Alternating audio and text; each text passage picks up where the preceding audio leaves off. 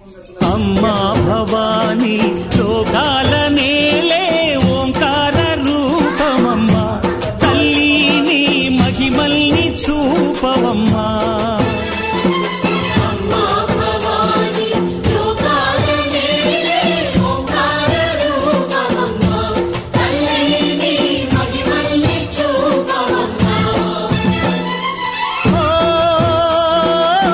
సృష్టికే దీపమా, శక్తికే మూలమా, సింహరథమే నీదమ్మా.